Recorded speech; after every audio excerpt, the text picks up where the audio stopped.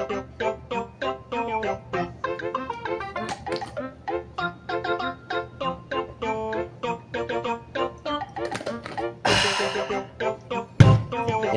halo guys, nama saya Hanan. Kali di video ini kita akan menjelaskan apa itu fungsi, apa itu looping, dan bagaimana cara menggabungkan kedua kode tersebut. Penjelasan kita hari ini adalah definisinya, tujuannya, manfaatnya, dan contohnya. Oke, langsung saja kita mulai videonya.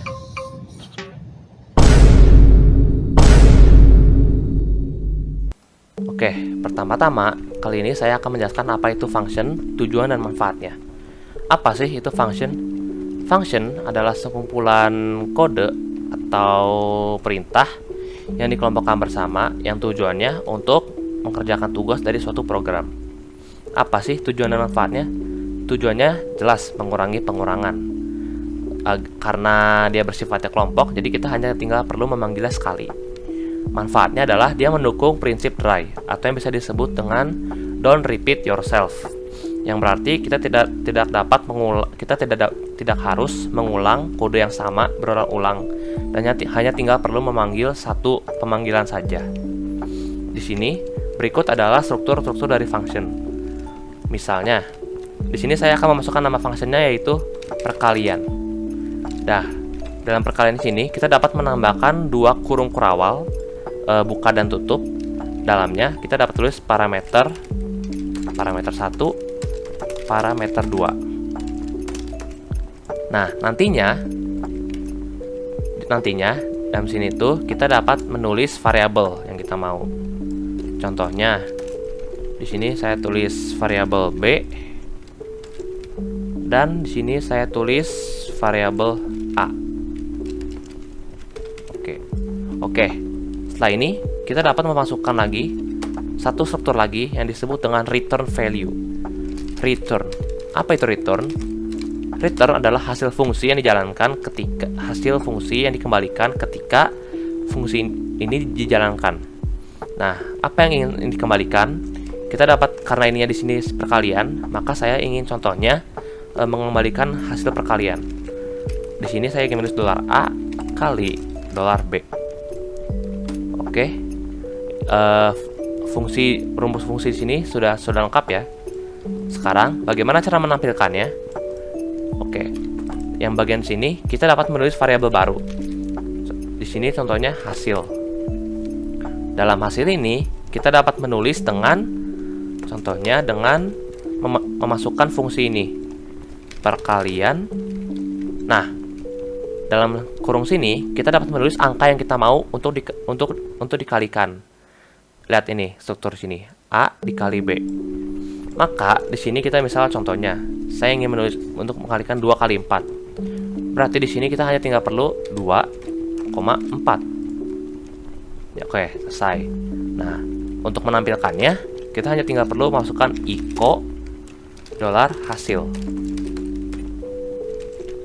Oke. Baik, dan seperti dicontoh di sini, ini hasilnya muncul, bukan?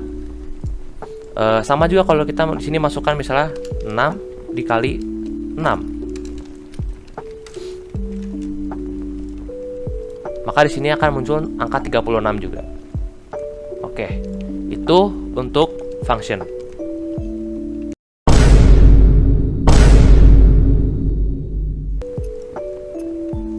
Oke, jadi kita tadi telah membahas function. Next kita akan membahas apa itu looping. Sebelumnya saya akan buat dulu seperti biasa, buat file baru. Masukkan juga awal PHP. Oke, jadi apa itu looping? Looping adalah yang berarti pengulangan. Berarti adalah kita mengulangi kode sesuai yang dengan kita tentukan. Bisa dari 1 sampai 100 kita mengulangnya 100 kali. Nah, apa tujuan dan manfaatnya sih? Tujuan dan manfaatnya yaitu, pertama, dari tujuan itu sendiri, lihat tuh tujuannya untuk mengelola data yang besar. Seperti contoh, jika kita ingin mengelola angka dari 1 sampai 1000, kita dapat menggunakan looping ini sendiri agar menjadi gampang. Manfaatnya apa sih? manfaatnya kita tidak harus mengulangi kode manual yang ada. Misalnya seperti ini, 1 sampai bawah. Ini kan ribet ya. Oke. Jadi sini saya akan menjelaskan apa itu struktur dari looping. Sebelum itu, looping tuh dibagi menjadi 3. Ada for each, dan juga ada while. Dalam video kali ini kita akan membahas yang versi for. Oke, ini adalah struktur dari for. Yang untuk dari struktur for itu sendiri, yang pertama adalah inisialisasi, yang kedua adalah kondisi, yang ketiga adalah increment atau decrement.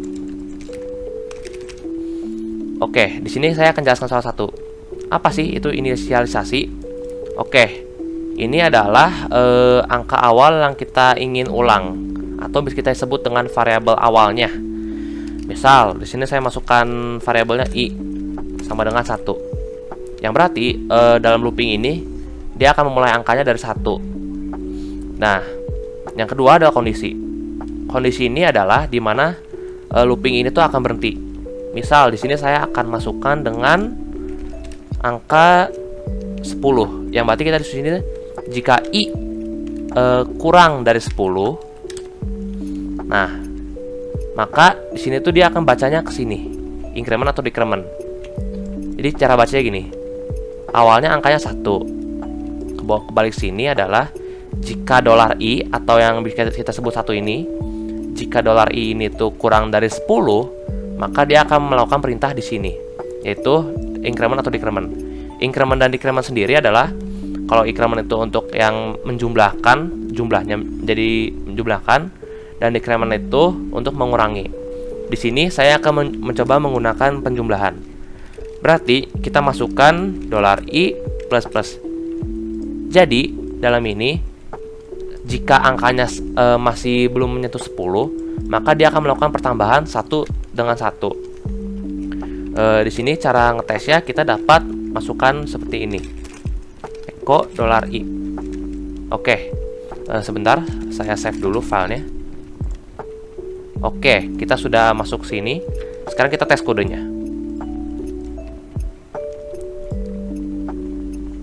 Oke. Di sini saya lupa ini. Oke. Di sini kita dapat lihat angkanya adalah 1, 2, 3 sampai 10. Oke, biar lebih rapi lagi, kita dapat memasukkan BR dari kode HTML.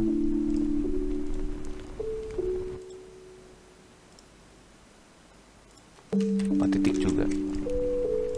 Oke. Bisa dapat lihat ini dari 1 sampai 10. Dia akan mengulangi.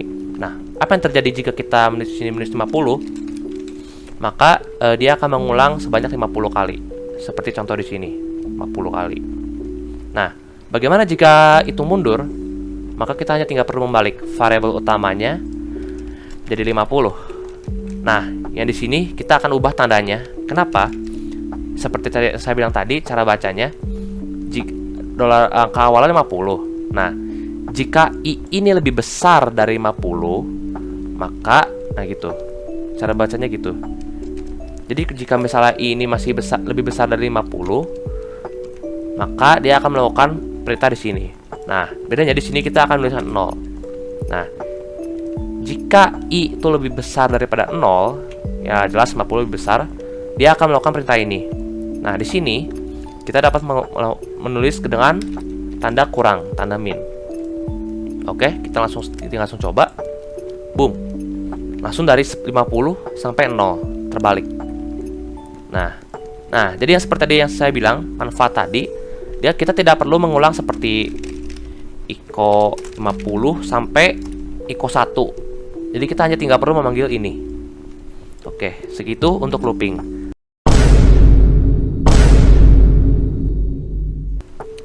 Oke, jadi tadi kita kan telah membahas tuh keduanya. Sekarang bagaimana menggabungkan kode tersebut menjadi suatu kode yang berfungsi.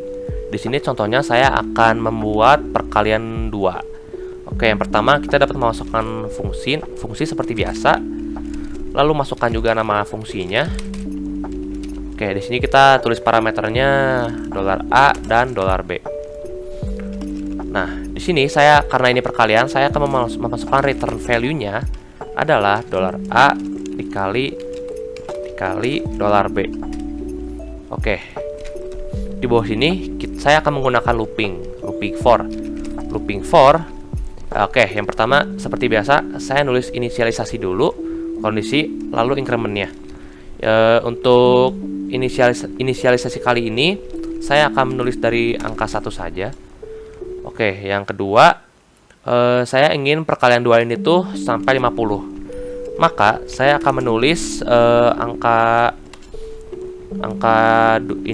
yang bagian sini, kondisi sini sampai 50. Jika I lebih kecil dari 50. Oke.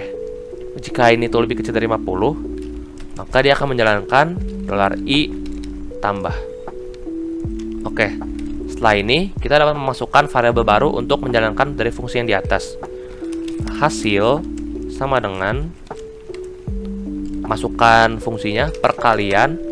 Nah, di sini kita dapat memasukkan variabel I di sini agar rumusnya jalan. Masukkan I, koma, dan karena di perkalian 2, maka kita tulis 2 di sini. Oke, bagaimana cara menampilkan hasilnya? Seperti biasa, kita dapat memasukkan ICO hasil dari 2 kali $I sama dengan $hasil titik BR. Oke, sudah, kodenya sudah beres. Kita dapat melihat di sini hasilnya. Boom. Itu jalan. Bagaimana jika kita ingin mengkalikan sampai 100? Berarti kita tinggal mengubah ininya jadi 100. Oke. 2 kali 100 adalah 200. Nah, bagaimana jika kita ingin membaliknya? Sama seperti tadi, berarti kita ubah di sini angkanya 100. Nah, di sini ubah angkanya menjadi lebih besar dan di sini menjadi 1. Nah, dalam sini kita tinggal hanya perlu menguranginya saja. Oke. Kita coba langsung kodenya. Boom.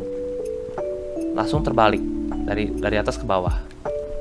Oke, ini adalah perkalian 2. Bagaimana jika ingin perkalian 5? Bisa.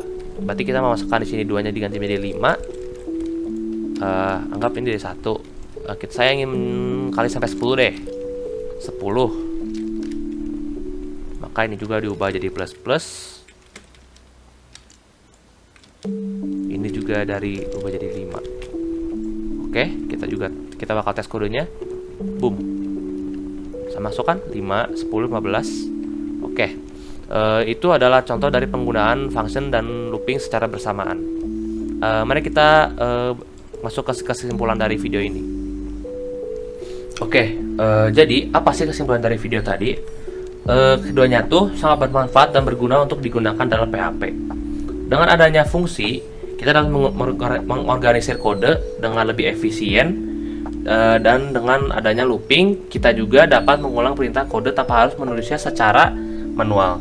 Keduanya, jika digabungkan tuh akan sangat efisien dan membuat perhitungan yang tadi kita buat tuh menjadi lebih tepat dan tidak ada human error.